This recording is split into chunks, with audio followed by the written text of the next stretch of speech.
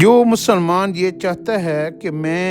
مجھے مدینے کے اندر موت آئے اور مجھے جو ہے نا وہ شہادت کی موت آئے اور میرے سے کوئی حساب کتاب نہ کیا جائے، تو وہ ایک دعا حضرت عمر رضی اللہ عنہ مانگا کرتے تھے کہ انسان چاہے دنیا کے کسی بھی ملک میں کسی بھی کونے میں رہے گا تو اللہ رب العزت اس کو اس کی اس خواہش کو پورا کرے گا کہ اس کو مدینے کی موت کا اور شہادت کی موت کا اس کو ثواب ملے گا۔ اور وہ دعا یہ ہے، اللہم ارزقنی شہادتا فی سبیلک وجعل موتی ببلد رسولک، اللہم ارزقنی شہادتا فی سبیلک وجعل موتی ببلد رسولک، اللہم ارزقنی شہادتا فی سبیلک وجعل موتی ببلد رسولک۔ اے اللہ، میں آپ سے سوال کرتا ہوں کہ مجھے اپنے راستے میں جہاد کے اندر اے اللہ شہادت کی موت نصیب فرما دیجئے، اور مجھے اپنے پیارے حبیب صلی اللہ علیہ وسلم کے شہر کے اندر مجھے یہ موت آئے اور وہاں پر میرا جو ہے نا وہ مدفون اور وہاں پر میری جو ہے نا قبر کی جگہ مل جائے۔